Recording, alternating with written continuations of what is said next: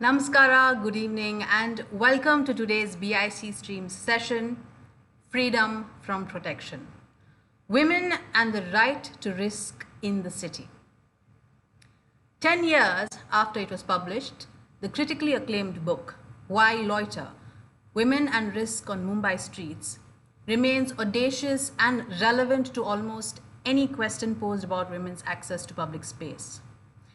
In today's conversation with architect academic Kush Patel, the co-authors of Why Loiter, sociologist Shilpa Phadke, journalist Sameera Khan, and architect Shilpa Ranade discuss the central ideas of the book and the way they have traveled. The bios of all the speakers will appear on your chat box, which is at the bottom of your Zoom screen.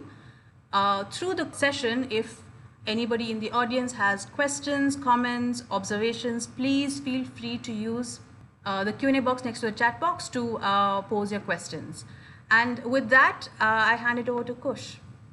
Great, thank you. Thank you, Lekha. Thank you to everyone at Bangalore International Center and to the authors, Shilpa Phadke, Shilpa Ranade, and Sameera Khan.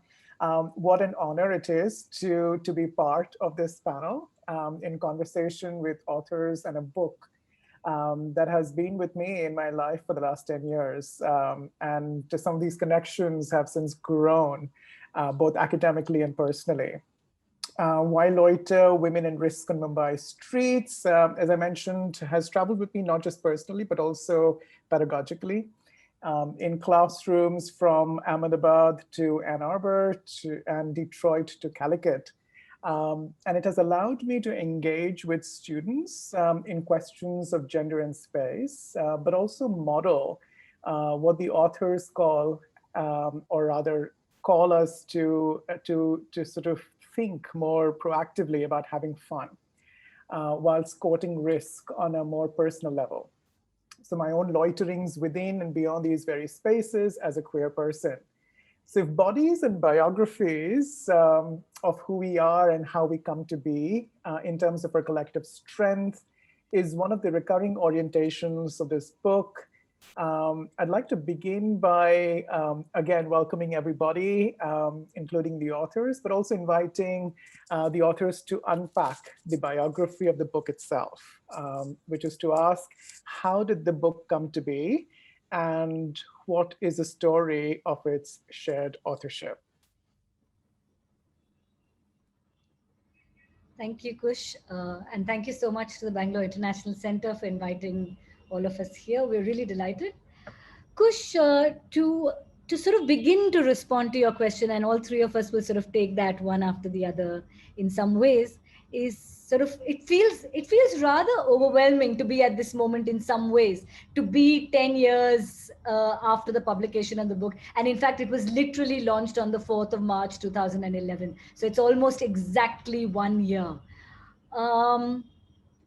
It's a book that began in a project, as some of you might know, and it's a project that was project that was called the Gender in Space Project, that was located in a collective called Pukar, which is Partners for Urban Knowledge, Action and Research, that was started by the anthropologist Arjun Appadurai.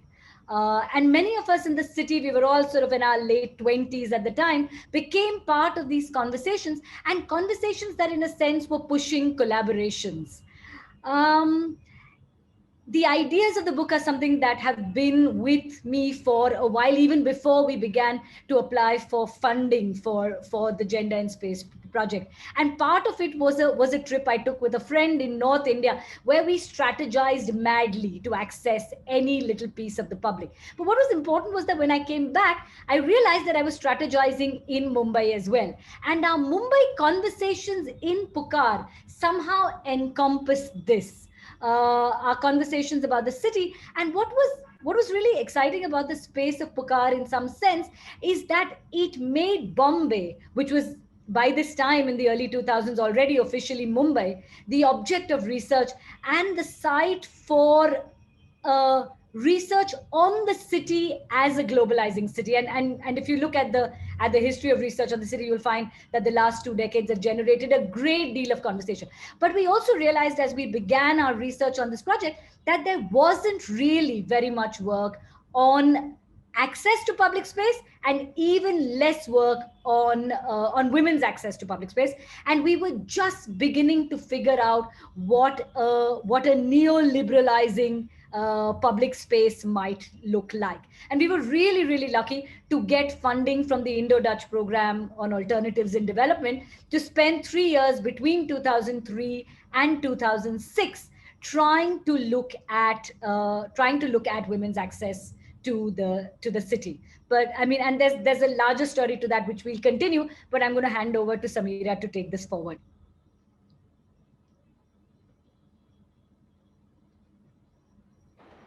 Sorry.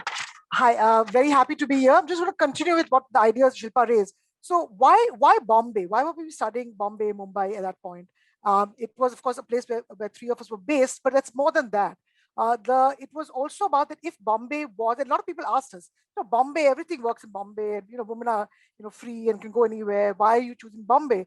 And so our thinking was that if Bombay is the most sort of friendly city, or it's a standard bearer of women's access of all other cities in the country, then what makes it that accessible? What does that access look like? What facilitates it? Is it policy? Is it history? Is it planning? And then can it be a model that can be replicated in other cities? What was different about Bombay and women having access?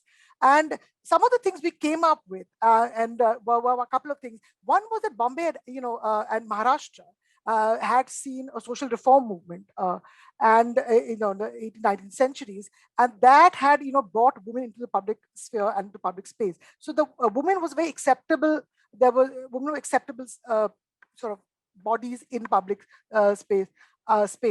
The other thing was we looked at mixed zoning. We found that a lot of Bombay, as it originally was planned and before the changes came in the 90s and 2000s, was mixed zoning. So you had commercial and residential areas in the same neighborhood. So it never, basically lights never went out. You always had action in the day, and the late nights there was lighting, and women found it comfortable to move around all those kind of areas. And the third we looked was public transport. I mean, the key thing that Bombay was one of the first with a local train network where women could travel 22 kilometers to work, and had its own ladies compartment. It was part of Bombay's sort of lore, folklore, and that says the public transport. So some of these factors had really helped Bombay push that women felt more comfortable in the city. But already by the time we started the study, this is changing. As Shilpa said, the city was already changing. We were noticing that, for example, mixed zoning. We had a lot of these big office complexes coming up, which were just separate, not connected, not for these mixed zoning. So they were separating residents in commercial areas.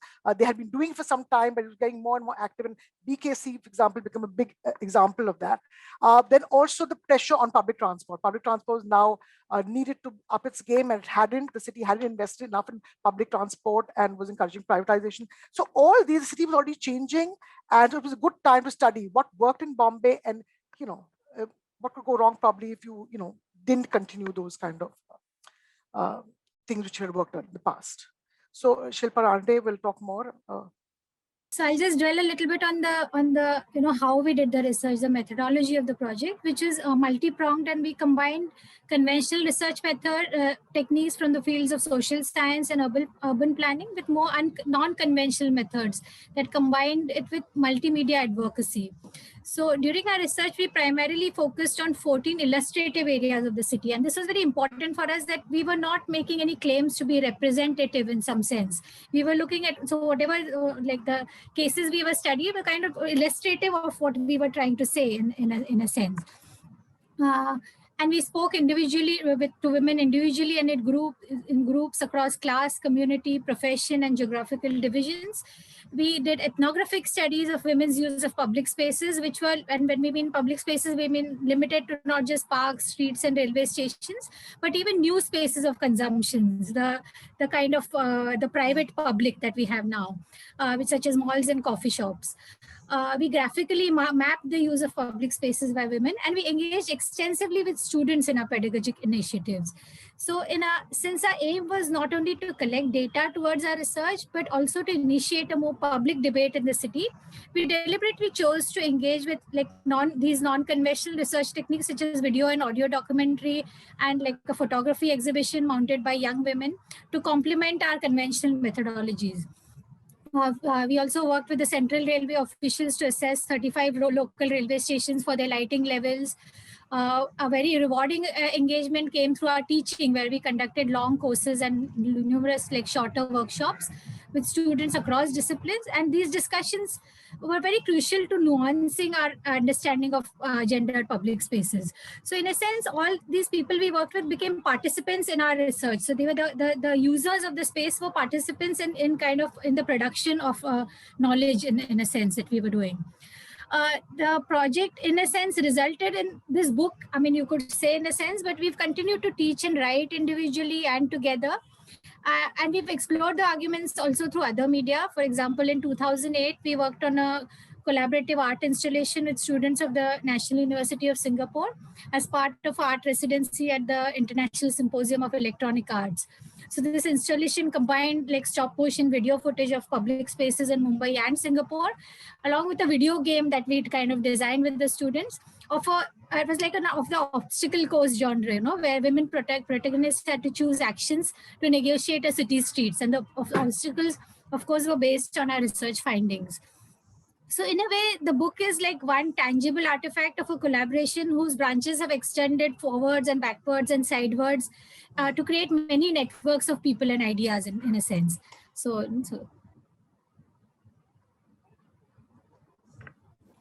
yeah, Shilpa, you know, just listening to that, you know, the game project again, I mean, my mind is blown that this was in 2008, right? When you had done that art installation, and the sort of the intersections of gaming with space and sociality was just beginning to sort of be understood in so many different ways. But then yours was a scholarship which was literally in public as it was addressing a distinct public and their use of space. So it's just fascinating every time I come across that reference, and would love to sort of hear more. But for, you know, everyone gathered in the room, let's sort of return to the book and sort of, you know, carefully unpack some of the core concepts, including questions of voice and difference. And your writings, your very collaborative authorship sets out on this very ambitious task, right? That it challenges the normative defaults of space and its use. It criticizes the narrative of safety for women as framed by parochial and cis-het patriarchal structures.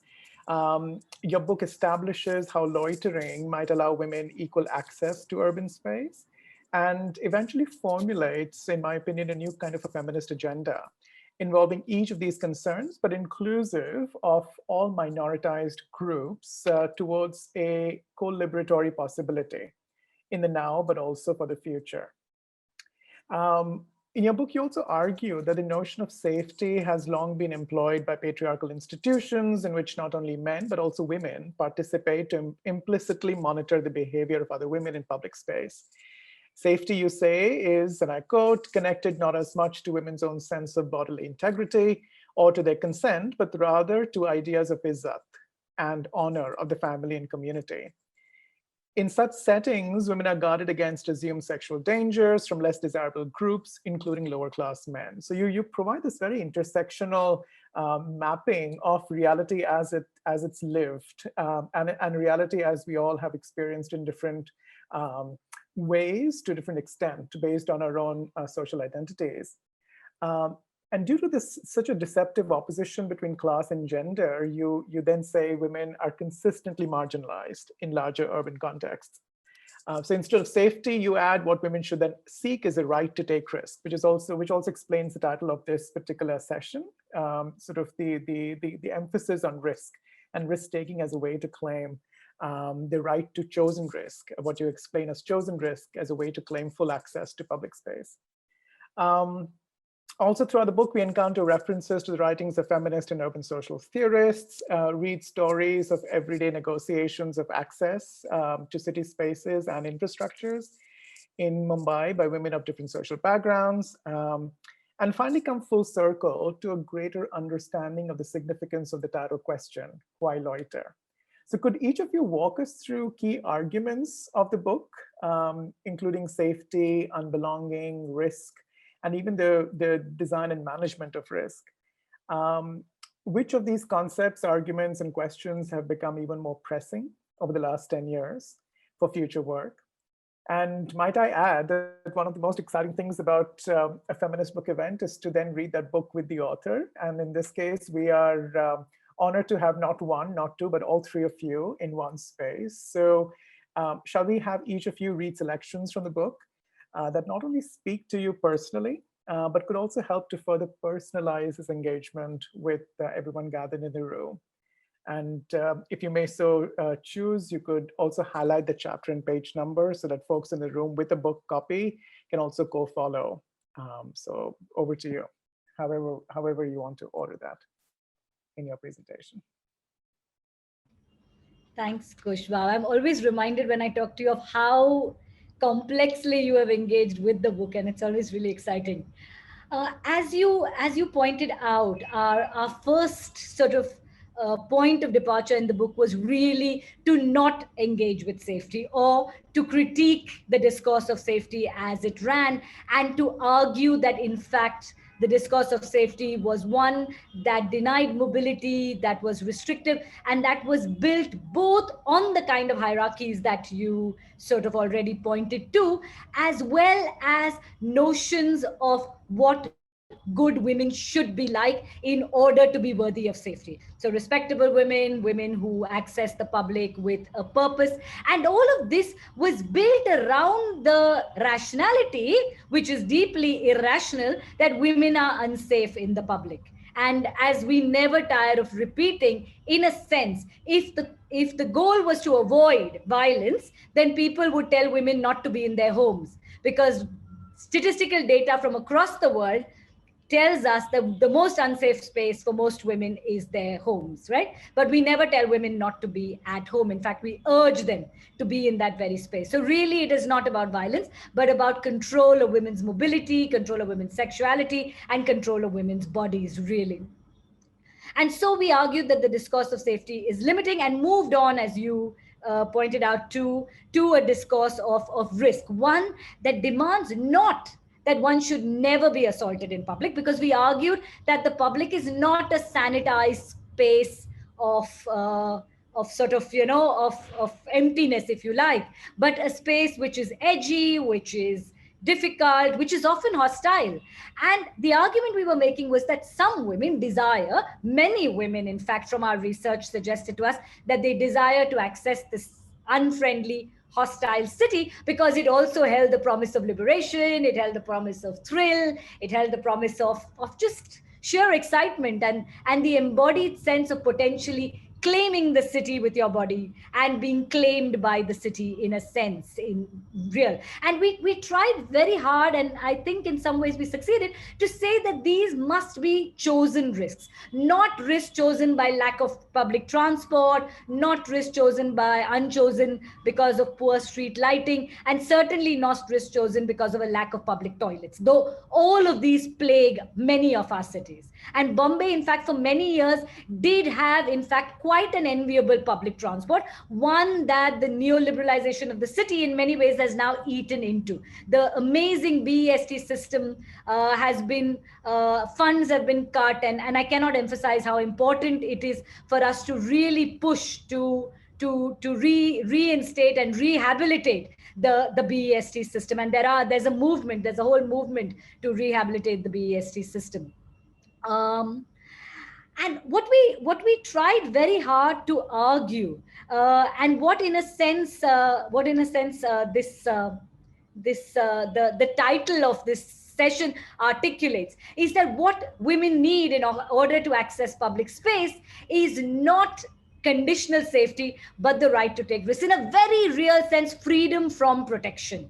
Because we recognize certain kinds of things as violence. So if you walk out onto the street and you get attacked by a stranger, that's seen as violence. But if you walk out onto the street at midnight and you have an amazing time, but you come home past your curfew, then some form of violence will take place when you return. You'll be grounded, you'll be shouted at. It may be sort of that violence may be graded in a variety of ways, but we never recognize that as violence. We call it protectionism, we call it caring, we even call it love, right? So structural, everyday, familial restrictions are never seen as violence, though many women will say that they do indeed experience them as violence. And one of the things we try to articulate in the book is to say that we need to recognize another kind of risk, the risk of women being denied access to public space. And when you say, what is the relevance of this book? We'll come to it later. But also, I feel like much more than in 2011, today, women's right to the public seems to be in some ways under greater threat. And so I'm going to read from that point in some ways. So this is at the bottom of page 61, where we write, and I quote now, we also need to recognize another kind of risk. The risk should women choose not to access public space more than minimally, of loss of opportunity to engage city spaces and the loss of the experience of public spaces. It includes the risk of accepting the gendered status hierarchies of access to public space, and in doing so, reinforcing them. A Bombaya phrase that young women in Mumbai use to describe their friends or peers who are rebellious is usko bahut daring hai. She has guts. Its tone is admiring, not derogatory. This suggests that young women implicitly recognize that there is a pleasure to be found in transgression. What women then need is the right to dare, to take chosen risks in an environment where their daring is recognized and celebrated. And I feel like, unquote, and I feel like we're in a moment where large numbers of women are taking risks. They're taking risks not just on their own behalf. They're taking risks on all our behalves, not just as women, but as citizens. And this is really a moment for us to recognize that and to celebrate it and to support it. But I'm going to stop there and hand over to to one of them, so either Sameera or Shilpa, who's going to take to Shilpa, who will take this forward. Yeah, so as Shilpa mentioned, when we talk of the right to take risks in public space for women, we often focus on social norms and ideologies that privilege safety or access to public space. But access to public space is dependent not only on the permission to be in public, but critically on the availability of actual material facilities which make these possible. So like we argue that that risk should be a choice, and in a sense, and not something which is imposed because of the lack of infrastructure. So I'm going to read from a section, from the section Everyday Spaces, from page 67, last para, where we look at the role of the city administrations, the infrastructure facilities and design in producing public spaces, which either facilitate or prohibit this risk-taking.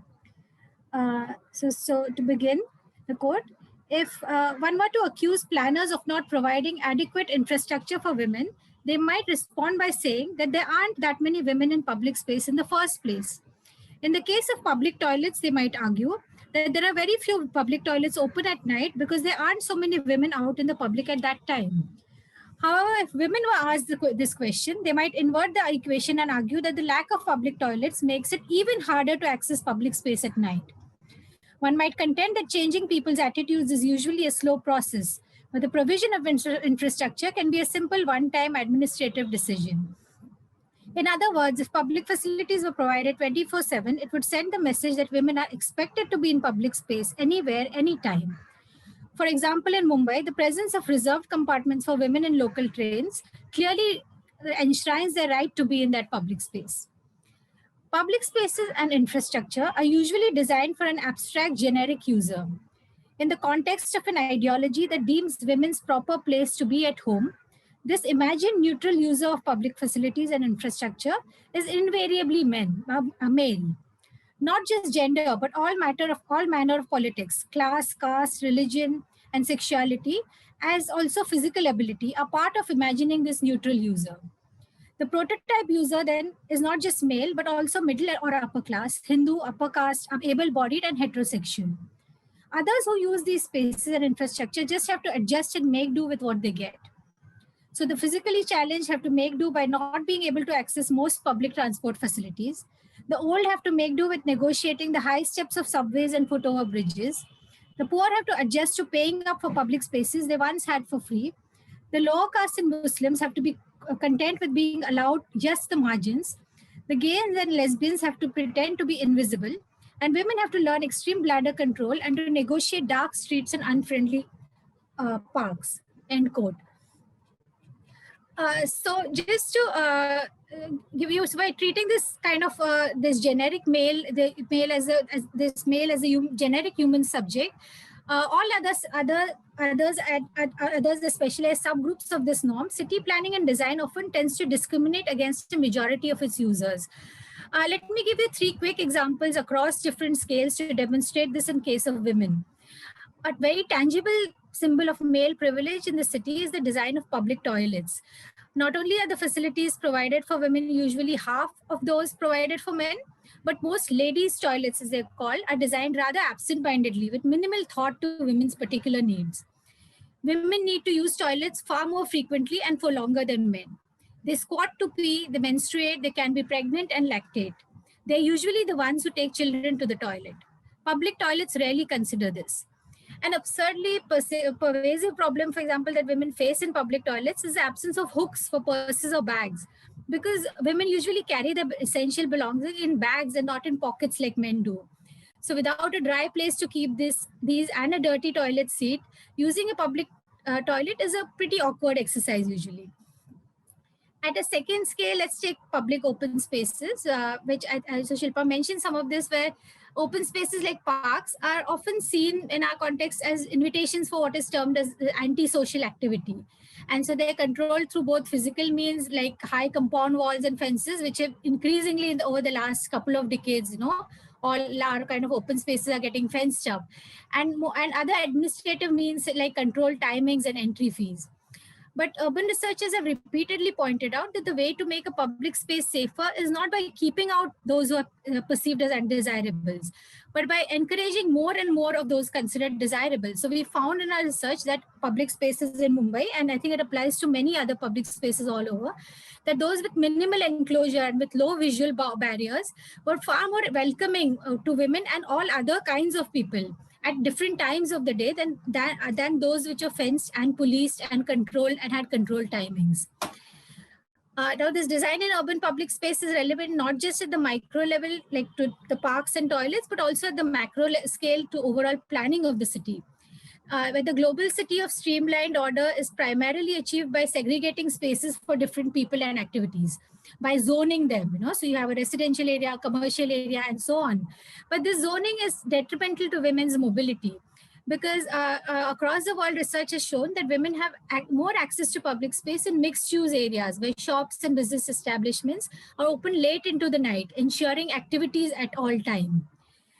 So in general, contrary to our common sense notions of urban beautification, clean lines and people-less streets don't equal comfort and safety for women, who often seem to prefer a degree of ambiguity and multiplicity to our univalent notions of control and order. So, Sameera, you want to?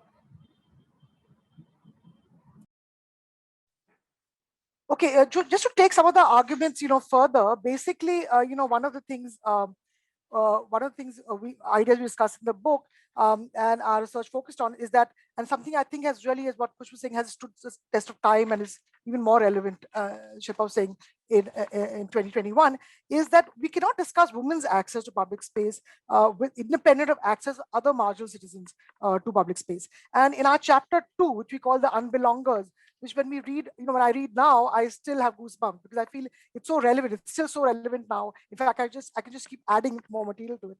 I'm going to read small bits from it. This is the end of page 10 onwards. The increased exclusion of marginal citizens is reflected in the increasing public violence against those seen to not belong. This violence takes the shape of ousting people from their homes and places of livelihood, of tolerating brutal acts committed by private agencies and the state, against certain groups and communities, and generally ignoring the basic needs of entire sections of the city's population. Interestingly, this endemic violence is treated as separate from the violence against women and often elicits much less public outrage, even though they are in fact fundamentally connected. The perception that these two kinds of violence are completely separate from each other is so well entrenched that popular rhetoric actually places women's access to public space in opposition to that of other marginal citizens. Um, the common belief that these two kinds of violence are separate and disconnected then allows the city to cast all women as potential victims, and the poor, Dalit, Muslim men, increasingly even North Indian men at that particular point when he wrote this, as potential perpetrators of violence. So we have to sort of connect that women's access to public space can't come at the price of that you take away access for other people to public space in the name of that this is going to improve safety for women. It doesn't, in fact. It's another kind of violence which has to be recognized along with the way violence against women. And the same way as Shilpa said, that it's also a violent act to deny women access. Similarly, you have to deny all these other kind of marginal citizens also access. But this impulse to exclude the poor, which we saw in the mid-2000s doing it, and we've written, I was just reading the chapter, the impulse to include is see everywhere in the spatial geography of the city, not just Bombay, but all kinds of cities we're seeing it. And it's very recognizable to anybody, actually. Private security, gated communities, glass barriers in malls and coffee shops that repel even as it sort of seduces and attracts. The economic and political discrimination plays out spatially where the poor live, where the poor can function. And the poor are increasingly, in many of our cities, pushed to the peripheries of the city. We want their laboring bodies, we want their labor, but we don't want to see them in an everyday sense.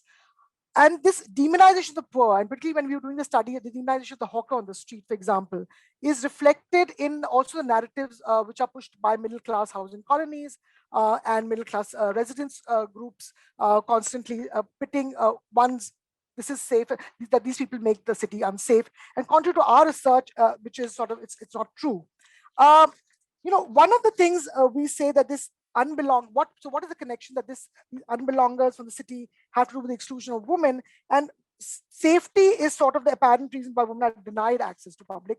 And the unarticulate reason, in fact, is that what people are not scared of violence by strangers in public, but more that when women go out, they will form consensual friendships with the wrong kind of people, with the wrong kind of men, people who don't belong to their caste group or class group or community. And these kind of fears, you constantly sort of make this man who is supposed to be not the person you're supposed to fraternize with or be friends with, is sort of made out, the evil demon is sort of keeping you away from public space, because that is causing unsafety.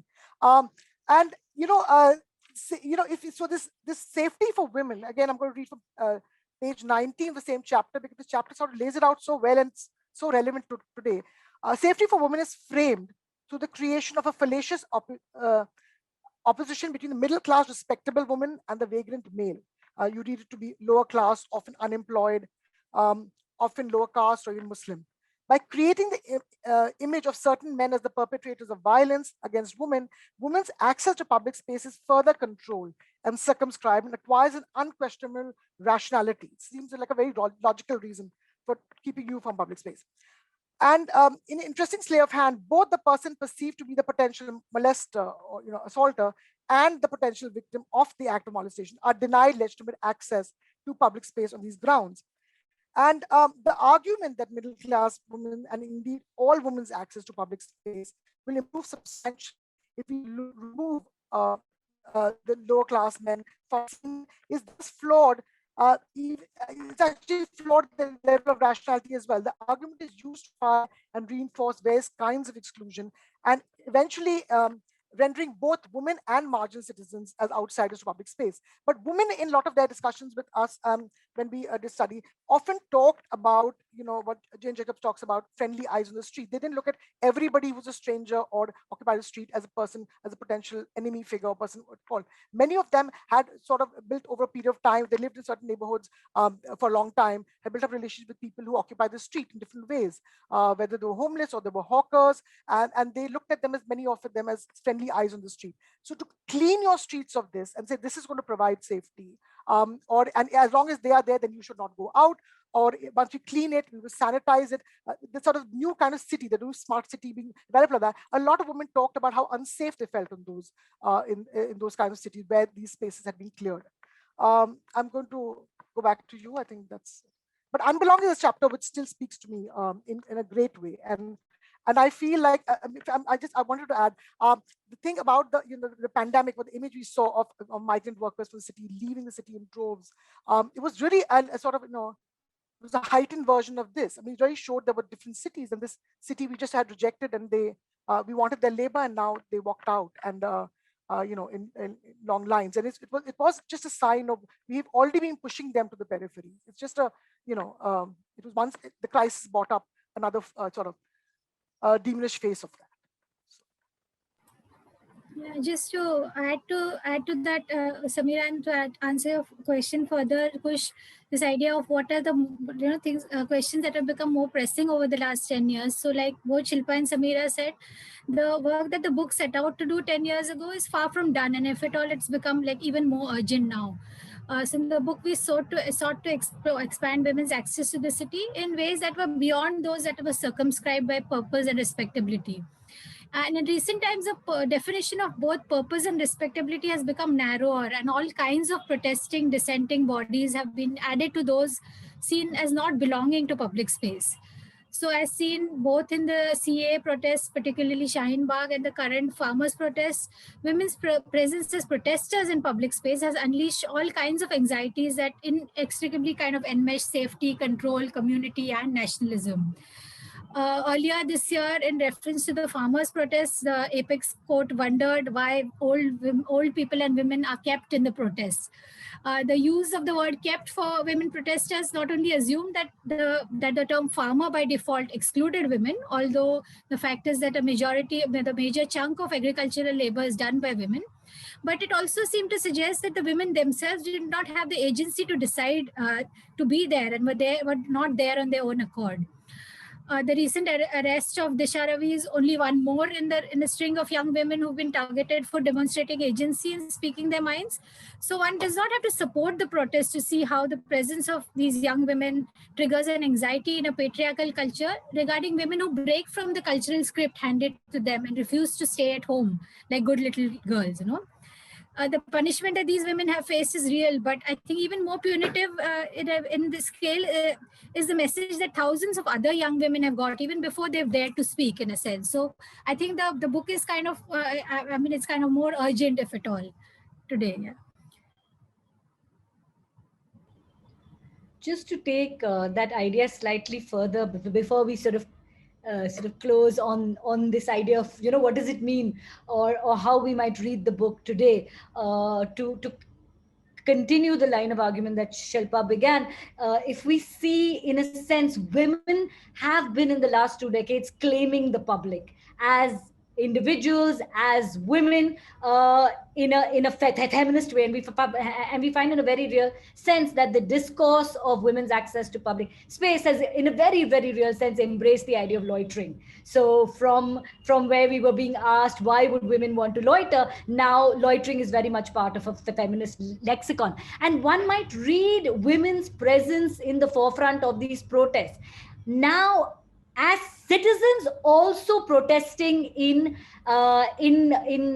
protection of citizenship rights, right? So at Shaheen Bagh and many such sit-ins, we saw women-led, leaderless, peaceful protests where women were the face of these movements. So whether it's 82-year-old Bilkis Bano, who became a global icon and she was called out by the BBC and the Time magazine, or whether it was Aisha Rena's raised finger while she shouted to the police to back down from attacking a fellow student at Jamia, these became the iconic images representing the anti-CAA movement.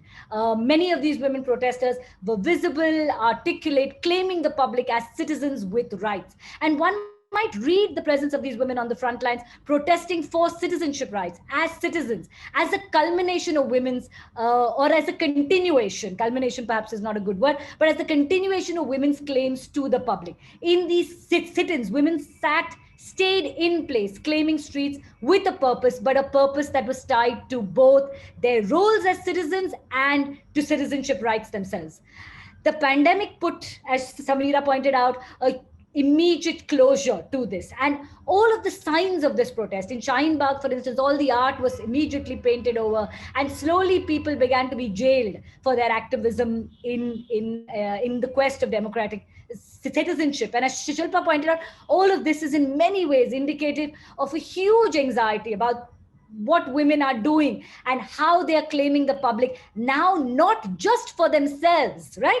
Because the individual as consumer is sort of all right, even if she's a woman, but now as citizens, and not just for themselves, but as a collective. And in this, we've seen a huge tangible pushback, and Shilpa pointed out to some of this. We've also seen the kind of anxieties that our Unbelongers chapter articulated about women's agency, about exercising choices of whom to romance, for instance. And for instance, Uttar Pradesh has already passed an ordinance, and other states are thinking of passing an ordinance that ban conversion for marriage, and whose express aim is to stop what is seen or what is called love jihad. Though, as many of us or most of us know, there has been no single proven case of love jihad, right?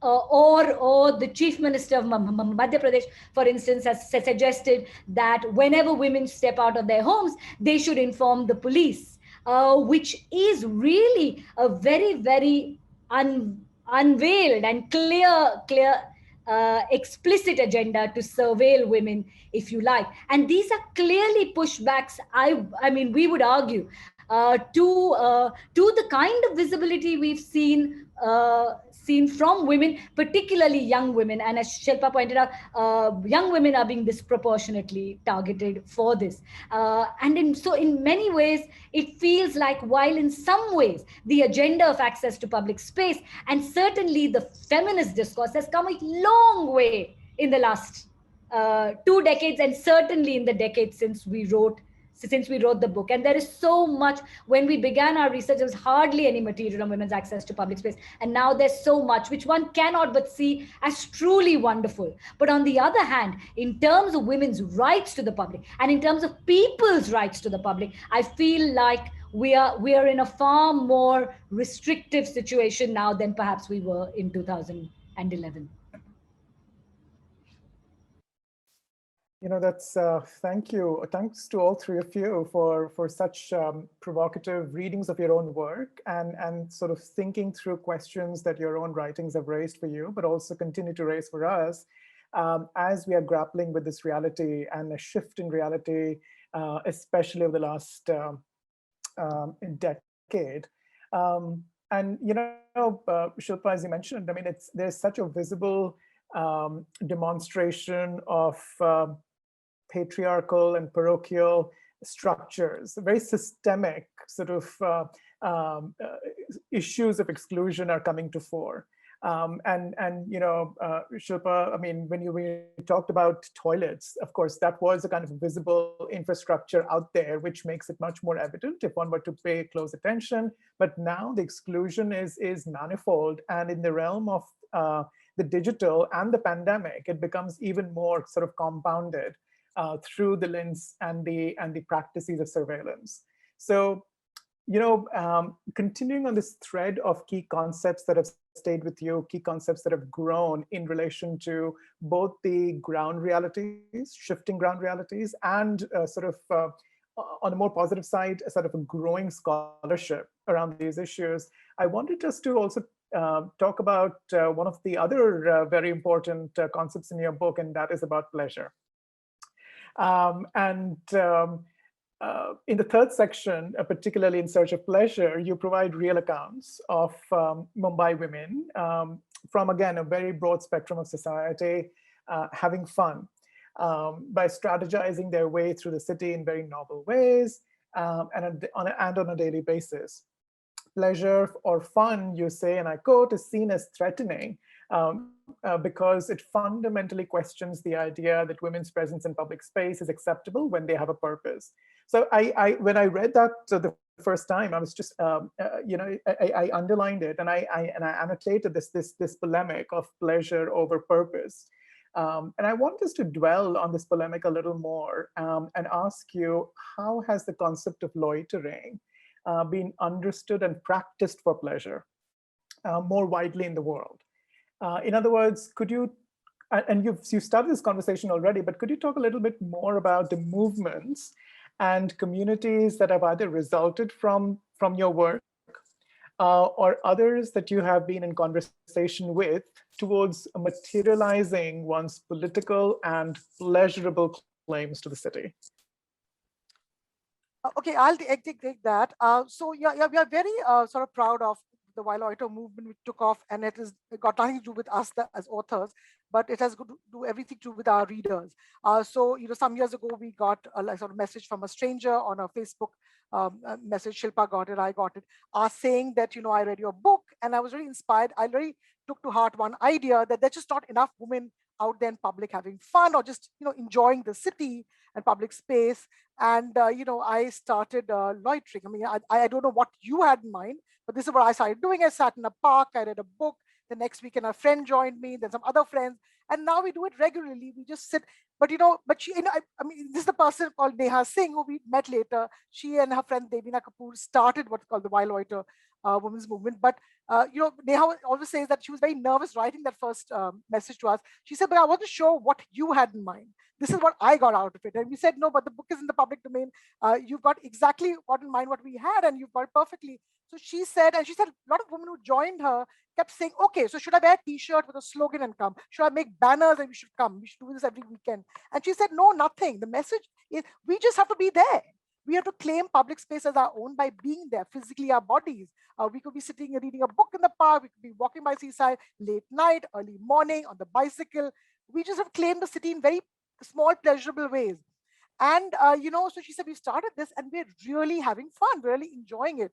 And so we've joined them on some of these expeditions, but basically, Neha runs this, and there have been other movements out in Aligarh, in Jaipur, I think Pune. So there have been other cities as well, and these, and it's sort of interesting as to, a couple of times when I've joined them in that conversation, when they've been doing for a long time, like what they've been doing for like 6, 7 years now, weekends, weekdays, late nights, walks in the middle of the night.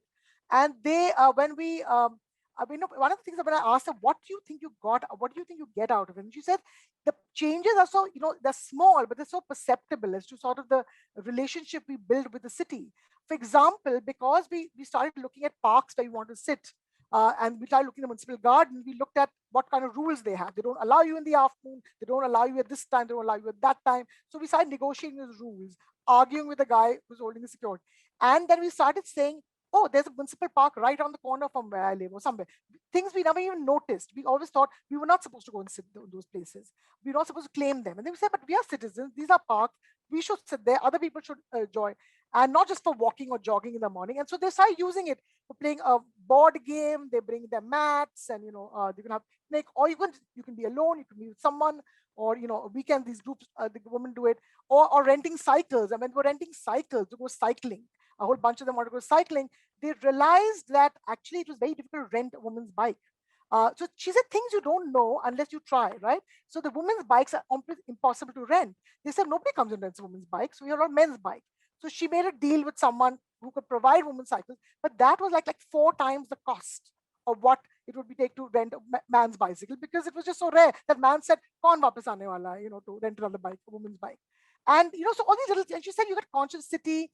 You start looking up a poster which say they're going to close down this area, or this is not going to be public anymore. You get really conscious as a citizen. So you start paying attention. When you start using public space, you get really conscious of, say, privatization efforts being made, someone taking over something, all those kinds of things. Besides, a lot of other women talked about that, in small way, looked like we're just going to for a walk or late night, but it just sort of, you said, body language changed, the way we sort of access city. And say now, even otherwise, when we walk to the city, we walk differently. We feel differently that this is our city, we are their citizens, and these bodies have to be there.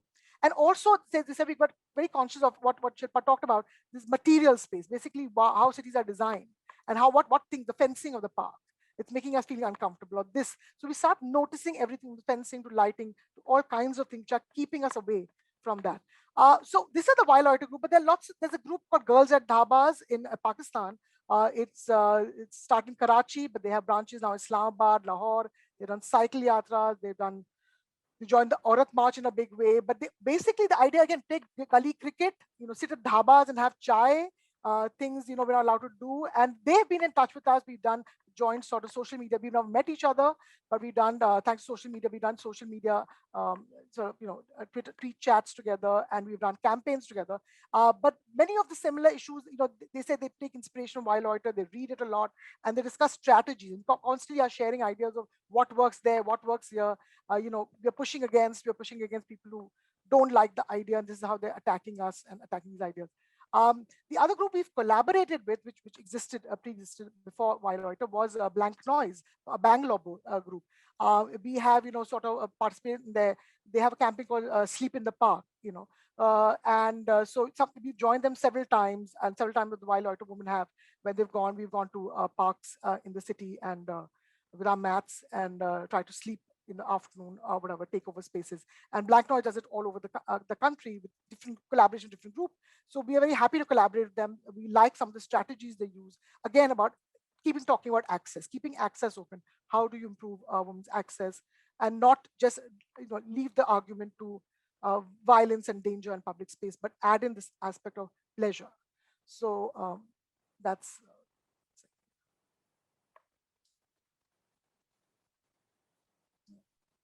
Did either of you want to add to it, Shilpa? Yeah.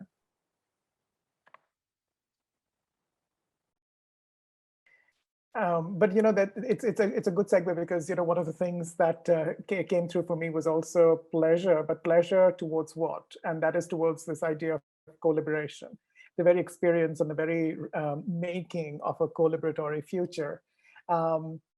And this is where sort of, I want us to circle back to a very intersectional opening and analysis that you provide.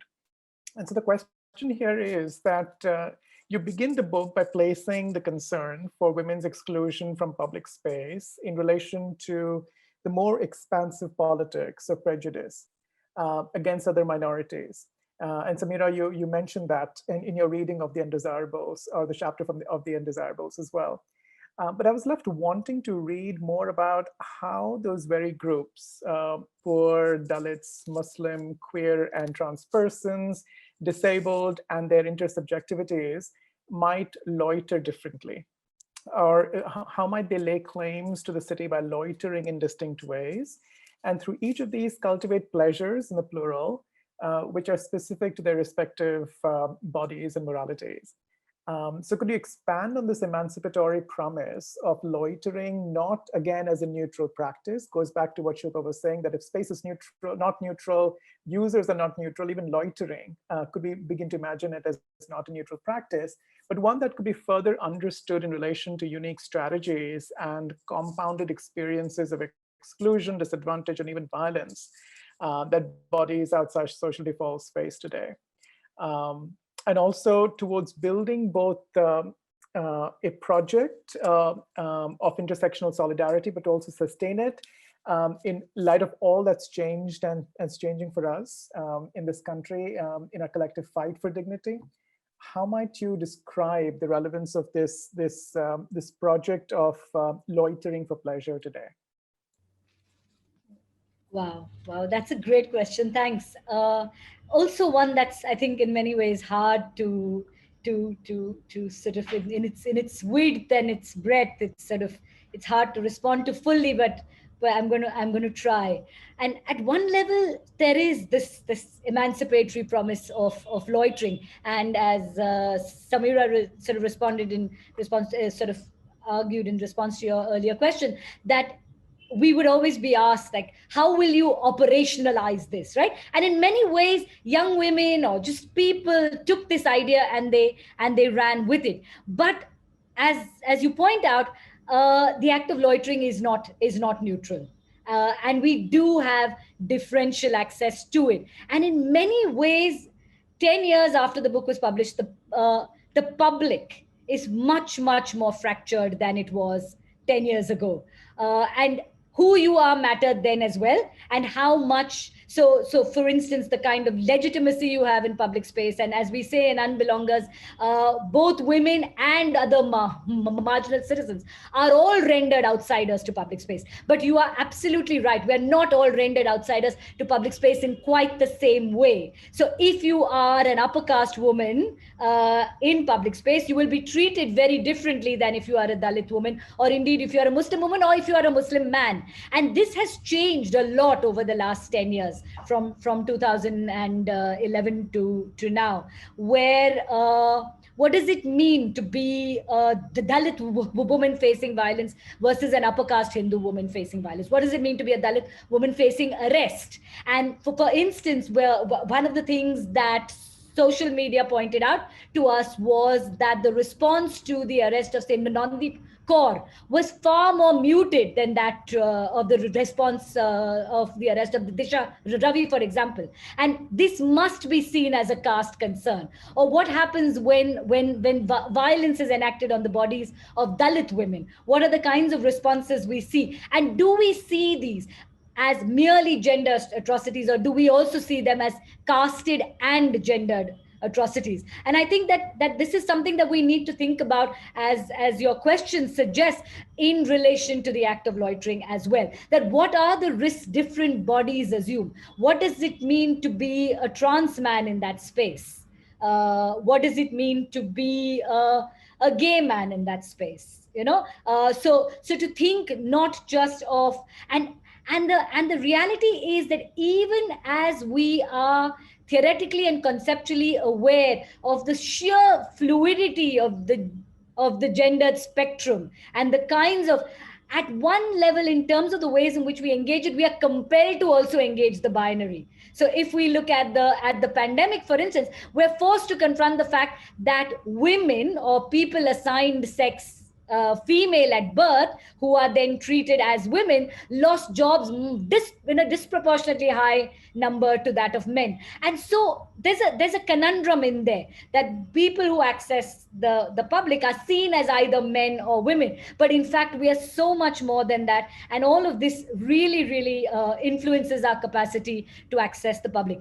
Tied to that is the desire, I feel, on the part of the powers that be, and this is across the spectrum, I'm not referring to one power, to make things into single issues. So for instance, at the last Pride in Mumbai, there was an explicit desire that it be just a Pride, and it be just about the claim to sexual liberation, if you like, or the articulation of alternate sexuality. And there was an explicit desire that no mention be made of the anti-CAA movement, right?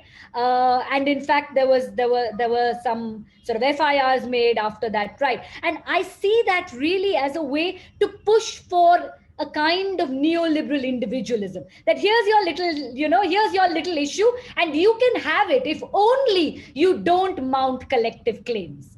And I feel like implicit in your question is, one, what is the diversity and of our experience of accessing public space, but also simultaneously, what is the collective response that we must all build? And I feel like today, more than ever, we do need to see not just our lives, we do need to both simultaneously recognize intersectionality, and to recognize that we are really not the same, but also to recognize that sometimes in what Gayatri Spivak herself has disavowed, but we do need some kind of strategic essentialism as well, to recognize that there is a need for a certain kind of solidarity, even as we don't buy into our own PR and think that we're all the same.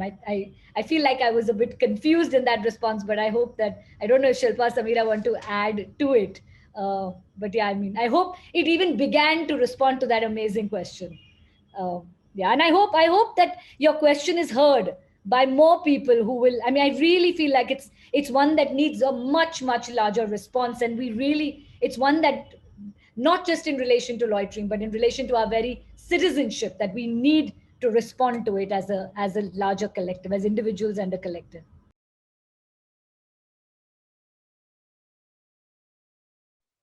I think it gets brilliantly to this point and concern of neoliberal feminism, right? This very sort of individualized notions of progress, leaning in just to be able to then have a seat at the table, forgetting that there's a larger collective, or that deliberation of one is tied to deliberation of the other. And only then can we move towards a much more emancipatory future. But this is actually a good segue to questions from co-liberation to co-production. And it brings it back to where we started the biography of the book, but also each of your backgrounds and how you all came together from such unique professional spheres, but also together to really interrogate the city in ways that speaks to you individually, but also as a collective. And over the last 2 times that we have met, I couldn't help but observe and marvel at your friendship, the questions and concerns that keep you alive, but also the rage and laughter that accompany your reflections. And of course, the research and writing collaboration that endures to this day.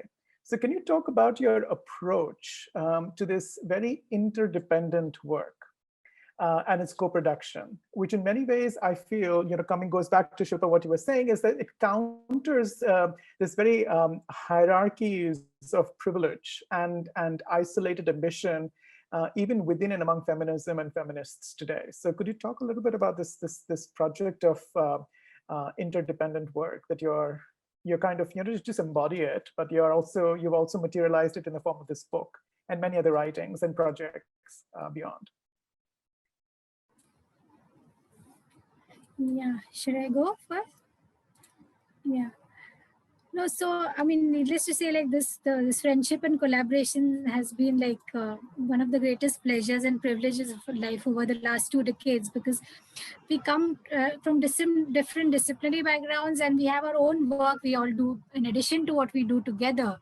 But I mean, it's come together, and people often ask us how we work so seamlessly together in a way that, like when we, for example, do writing, when we've written something, by the end of it, we don't know who began the sentence, who wrote the middle, and who wrote the end, because it kind of fuses together. And I mean, one thinks about it, it's kind of hard to unpack something that works, the chemistry that works in a sense. But I mean, one of the things I think in a way which is that I think we are very comfortable to come to the table with our vulnerabilities in some sense, right? So we don't come in with knowing the answers to the questions, but we come in with questions, and these vulnerabilities might be to do with our ourselves, our families, our health, the world at large, and how we are engaging with it, or whatever is kind of concerning us at that time.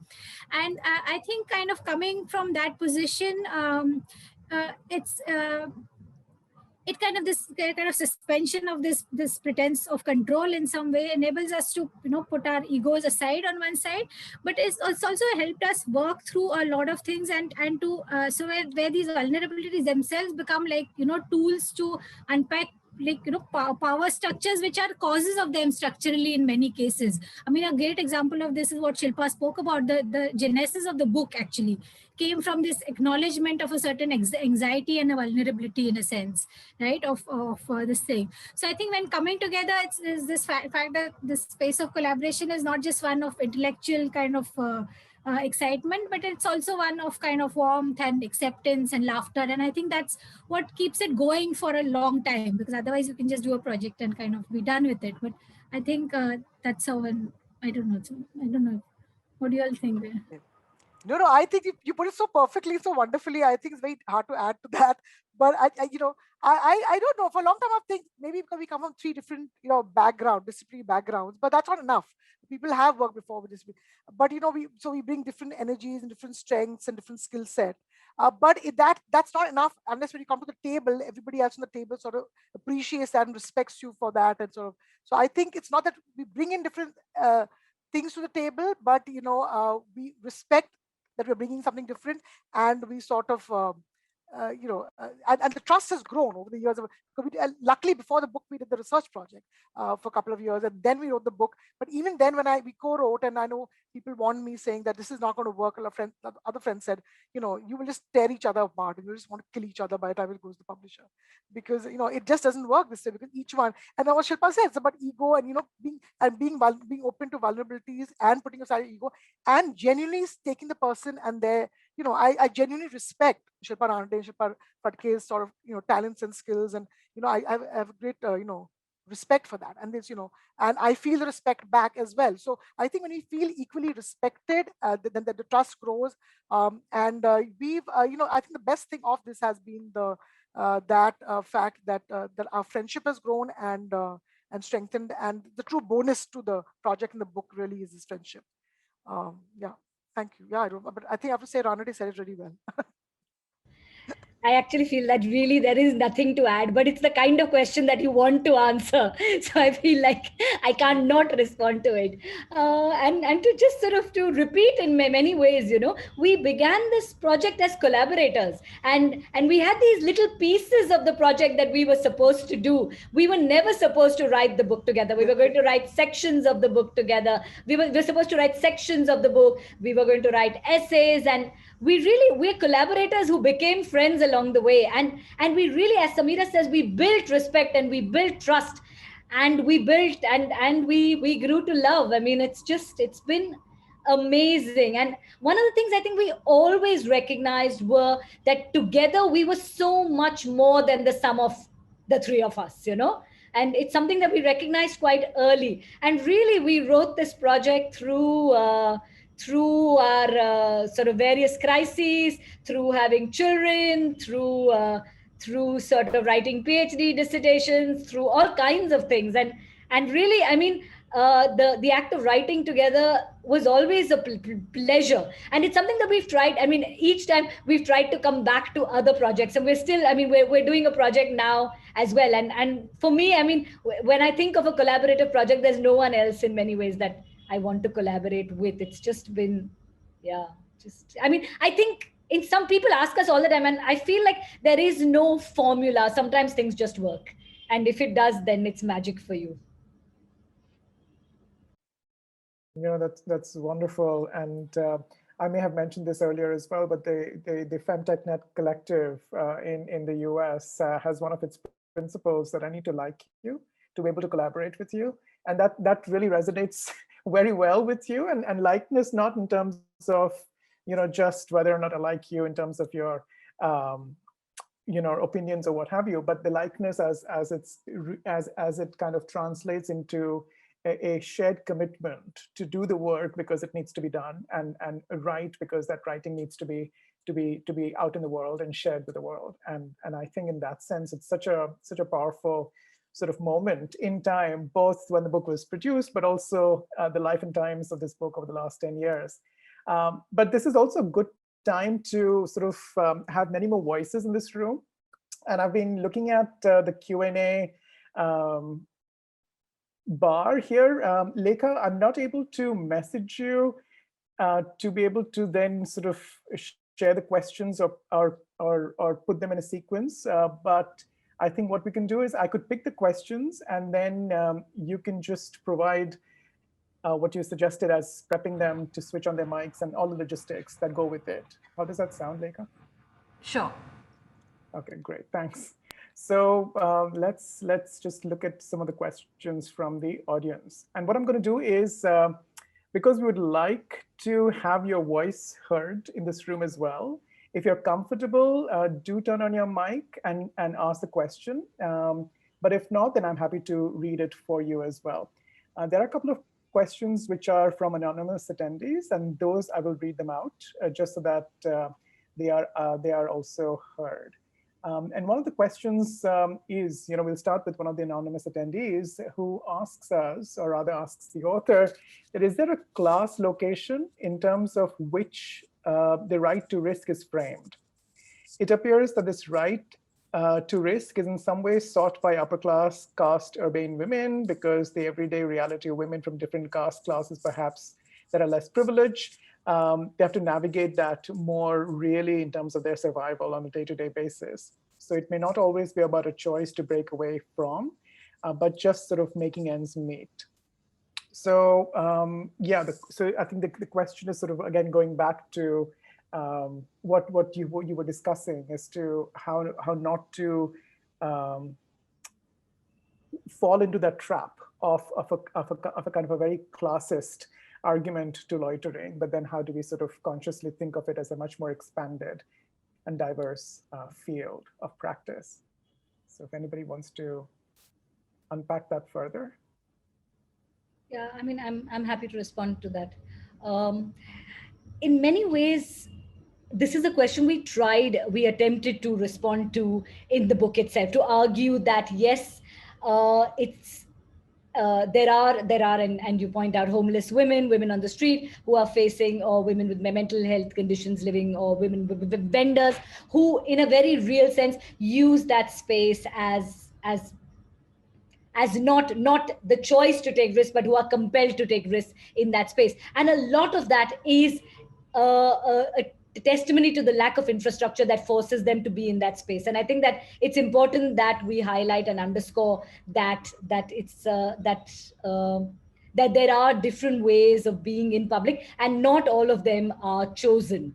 Now, when we speak of the chosen risk and this kind of sought by upper caste urban women, what we found interestingly, and we say this in the book, is that lower class women also very much desire to loiter. So these might not necessarily have been the ones who were forced onto the street, but those who are living in slums certainly wanted very much to access public space. And in fact, we went in with the assumption that maybe what they really want is a private space, what they want is a private toilet, and certainly they do want these things, but they also want to be able to loiter. And one of the things that we faced in the wake of publication of the book is not just us, but also movements like Blank Noise, like Girls at Dabas, or indeed the Why Loiter movement, this idea that somehow the claims that we make to the public are neoliberal claims. And I would like really to refute that, to say that when Blank Noise action heroes say, I never asked for it, it is not an individual statement. It's a collective claim of defiance, of saying that I will not be victim blamed for this, that I never asked for it. Or when the Girls at Dabas said, or indeed when women make the claim to loiter, it is always a collect. The claim to loitering is a collective claim, because it's one that's made on behalf of all kinds of marginal citizens. And at one level, it's a utopian vision of what our streets might look like. And so I'm totally with you on this idea that not all of us choose to be in public space, and some of us are forced to be there. And we really need to lobby for the kind of infrastructure that would allow people to not be forced to be in public space. But there's also the separate issue of, are the claims that some women are making to the public neoliberal? And I would argue most certainly not, that in fact they are citizenship claims based in the rights of all citizens to access public space, and therefore collective in that sense. Great, thanks, Shilpa. There are two questions which actually touch upon this question of infrastructure through the lens of toilets. So one is by Karan Nagarajan, and the other one is from Priyanka Bor Pujari. So if either of you is in the room, would you want to ask your own question? Karan, may I invite you to? I think Karan isn't in the room anymore, but Okay, great. You switch on your mic and ask your question, please. Hi, Shilpa and Sameera. Good to see you. Hi, Priyanka.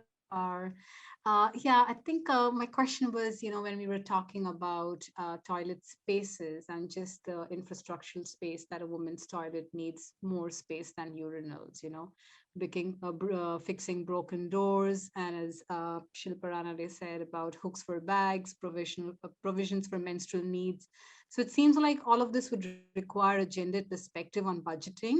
So I was wondering, during the course of your research, did you come across what was the institutional, perspective on a gendered way of budgeting? Because clearly it seems that if there are so many needs that a woman has, she might as well just stay at home, right? Because it's like so much more investment in that term. So I was just wondering on gender budgeting for infrastructure projects, if you came across that, and how was the response from various institutions on making those provisions available? And thanks so much for this movement. I mean, 10 years on, it's just brilliant. This is just amazing sisterhood. Thanks, I'll shut up now.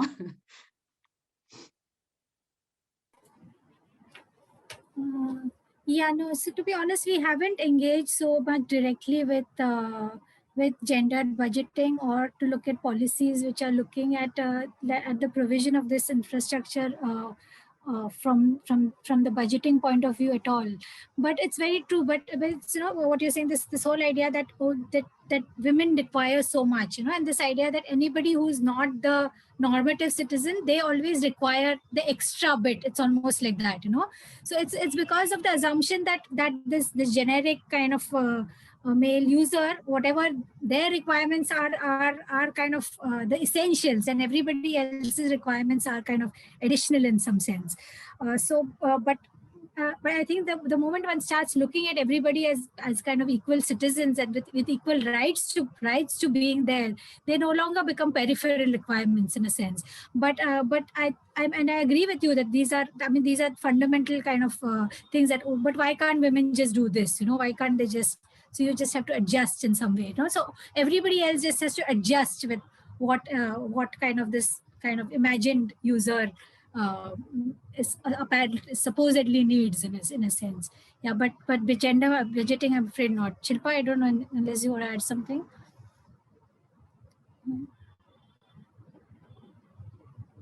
But I think it's a very important question, Priyanka. I think, yeah.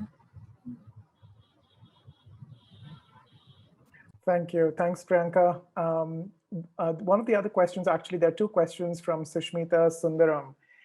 If Sushmita, if you're in the room, would you want to ask that question yourself? Okay.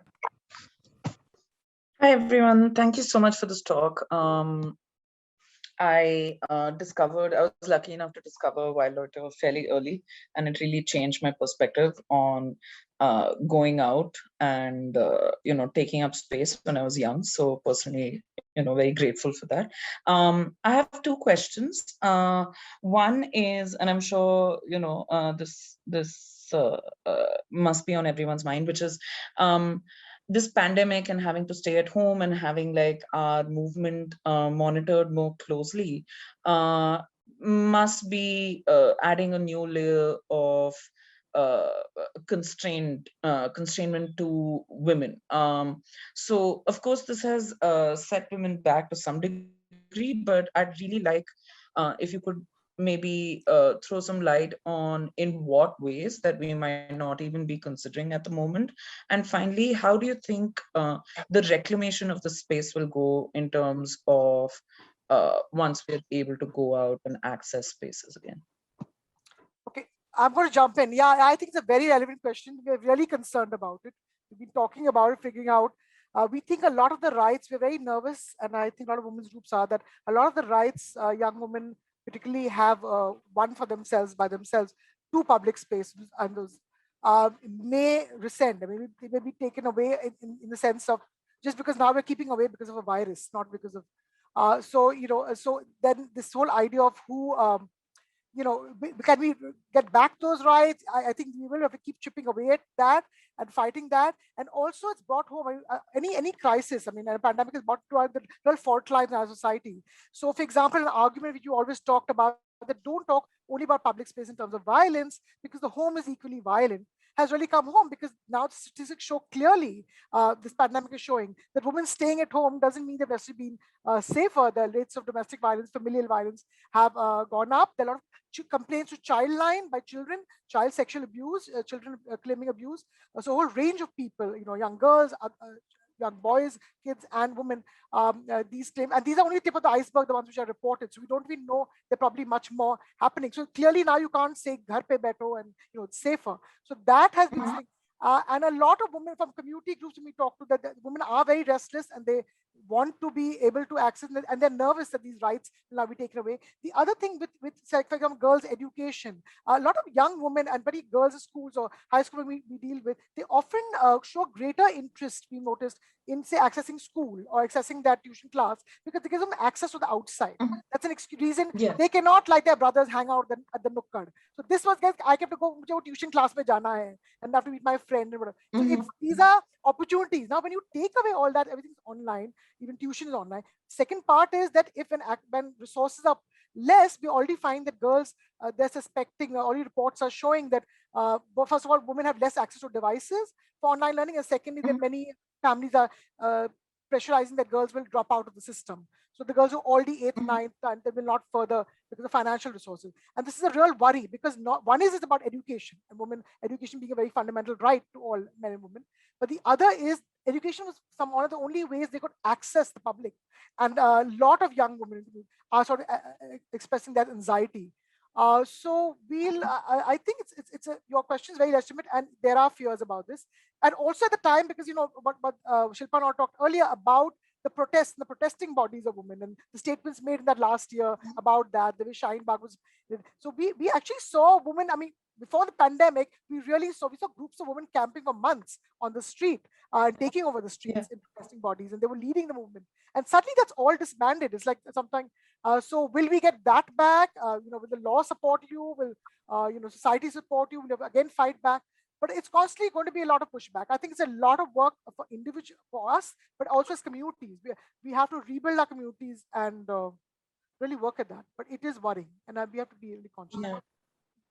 Yeah. I also would quickly jump in and add that one of the things this has also done is, I mean, we were already online, but it's also forced all of our protests online. And I think it's worth thinking about what that online space is as well, because in many ways, the norms of the street are replicated in the online spaces, right? Women are told, whatever you put out there, once it's there to stay, be careful. Women are trolled disproportionately online. There are threats made about the offline. So I think that at this precise point, it's important to continue this conversation online. I mean, and certainly there is a digital divide and all of the rest of it. I mean, all of this holds true. But there is a space that we do have where we can keep this conversation alive. I feel like the questions you ask are really, really central, and it's a conversation we must not leave until the point at which we will re-emerge onto the streets. We need to keep that conversation alive and going.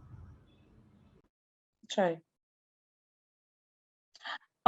So I had a follow-up question sort of to this, which was that a lot of our access to freedom or unrestricted movement, etc., is becoming increasingly privatized. I just read an article that was looking at, and personally, we've also seen that a lot of working women, and I'm talking about, say, beauticians or people who work as domestic help, etc., are increasingly relying on Ola Auto or, when they can, Ubers, etc., etc. Especially during this pandemic where they couldn't afford to take time off. This privatization of access to what should be a public resource is obviously concerning in the sense that it's a temporary solution to what seems like a permanent, a more long-term problem. But is there an alternative? Is there an escape? You mentioned an utopian ideal earlier, and oftentimes it can feel like railing against an impossible system. So I guess I'm just asking for some hope. Thanks.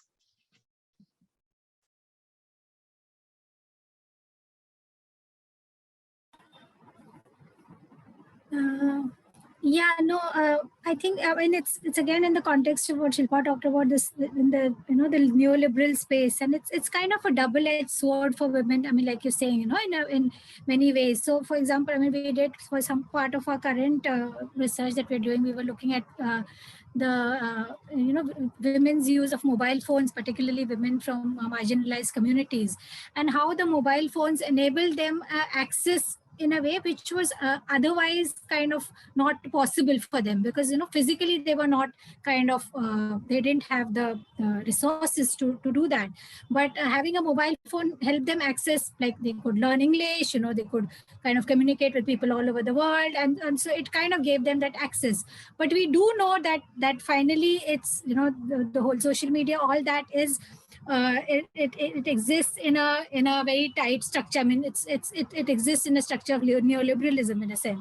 So for women, it's a double-edged sword, always. So it's kind of, it gives you, and it's the same as when we talk about privatized spaces, like when we were doing our studies, the new this thing where we were looking at malls and coffee shops, and the fact that for a lot of particularly women who could afford it, those were the spaces that of liberation of some kind, where they could kind of go there and be there and not be asked why they were there, kind of thing, and be themselves to an extent. But the fact that these were not public spaces, these were private spaces finally. So these are kind of public spaces, whether digital or kind of real in some sense, whether it's Ola, Uber, or our malls, which are masquerading as private spaces, so they're kind of controlling it in some way, but they also give you access in another. So it's a tricky one there.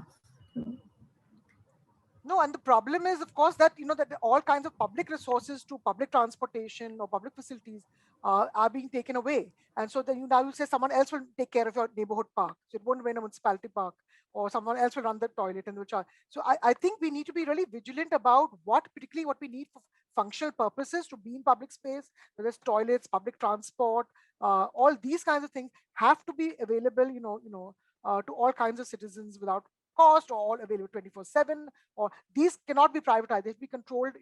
We want public participation. We want the state to be involved in that, and not the state to give away. So there could be some parts which could be, some ways I feel we already lost the battle, because but I think we have to keep chipping away and fighting for what our public resources are, like Bombay's transport system, which is such an amazing, great public transport. We've been chipping away to it, but we need to keep holding on to say that even if the coastal road is built and only private transport can go on that, also, what about our buses? What about our local trains? What about investment in those?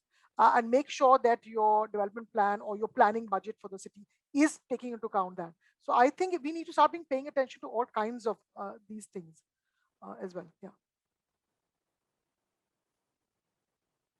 Yeah, it reminds me of, I was reading your recent piece in,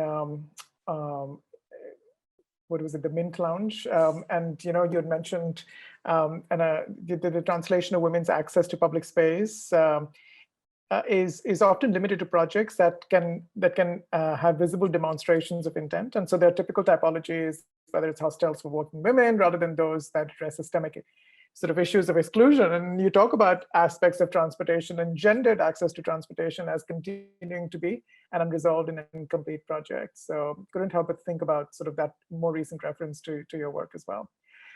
There's an interesting question from Sneha B. If you're in this room, would you want to ask a question, please? Sure. Am I audible? Yeah. Yes. Hi. Yeah. Hi. Well, I'm a huge fan of your work. And so the question I think I wanted to just ask you is, usually when we talk about the right to loiter, especially in regards to the right to love in the city, and we talk about the queer community, I've also noticed that it focuses around spaces for gay men rather than, say, I don't know, women who love women or lesbians in the city. Because I've often myself felt, I don't quite know where to go in terms of, or where do women who love women go, because somehow it seems to be something that seems to occupy the private space rather than the public space. So I was just curious about, what your research found, or if you could just talk about that, yeah, in the context of your work. Okay, I'll respond to that. Thanks so much for that question, Sneha. I don't know if I'm being told my internet connection is unstable. Okay, please be stable. Yeah. Okay. All right. So Sneha runs an amazing podcast on the feminist city. In some ways, we found exactly what you're saying, that lesbian women, and I have to say that we have not researched this since we did it for the book. So I have no updated information, and none of us have any updated information on this, but we did find that while the neoliberal city did cater to gay men and there were gay nights at pubs, the same was not true for lesbian women, who tended to meet in each other's houses or by the good offices of somebody who knew the manager of a restaurant, and then they would organize like a night, but it was all by word of mouth. None of this would be publicly announced. So there were spaces created, but they were all that they all had to be sort of they had to be created by groups of people as opposed to being offered by the neoliberal city. I have to say, I'm not sure if things have changed since then. I hope they have, but I have to say that I must unfortunately, I don't know, Shilpa, Sameera, have you all seen anything more on this? But I have not since then seen anything more on it. But you're absolutely right in that there is far more visibility for gay men and far more voice, as we know, than there is for lesbian women. But I do imagine that the reading down of Section 377 has changed some things about these spaces. I'm sorry, I don't have more information on this. Great, great, Sneha. Thanks for that question. And Shilpa, did you say that Sneha runs a podcast? Did you mention that? I'm hoping it's the same Sneha, because she tweeted saying she's going to attend. So I'm assuming it's the same Sneha. Okay, great. There's another question from Prem Chandavarkar. If you're in the room, would you want to ask your question?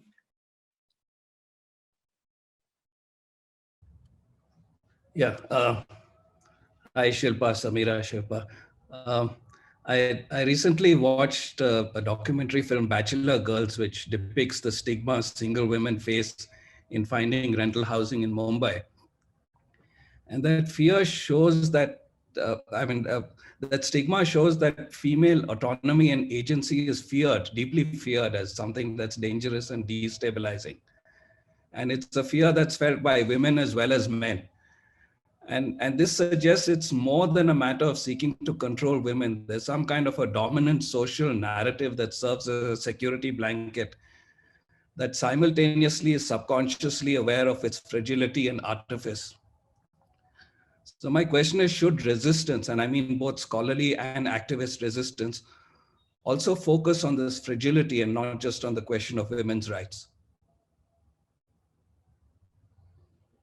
Because its fragility actually undermines the cause that it seeks to serve, right? It seeks to serve this narrative is a security blanket, but the fears reveals that it is fragile.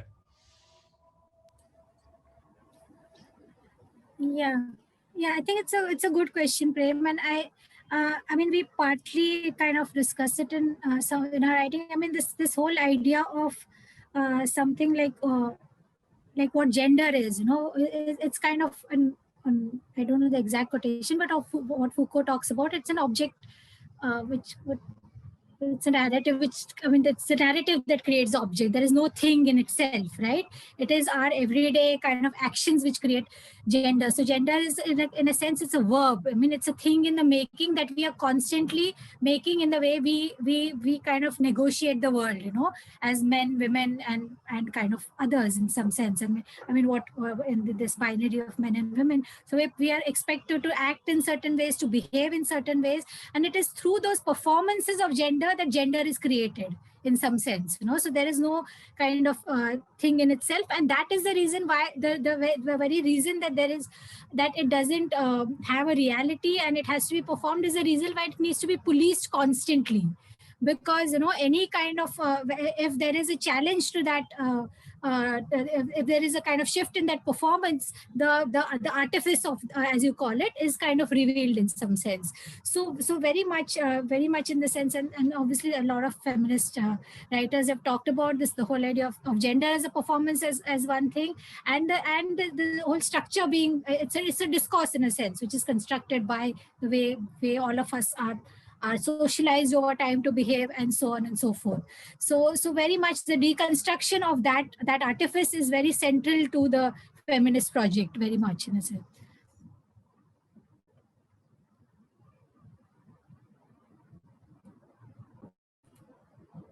You want to add anything, Shilpa, Sameera?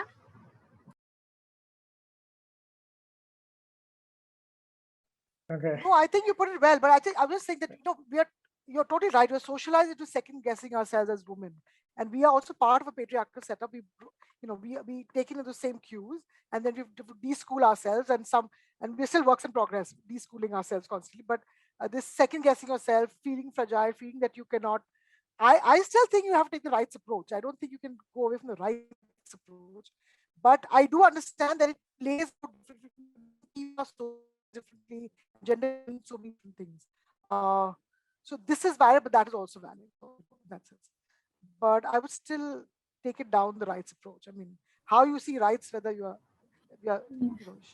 shouting from the rooftops, or we're leading a protest, or we are making changes in our personal life, or just dealing with our landlord, or whatever. There's so many different ways, but they are about belief in ourselves. And I think we are told as women a lot to undermine our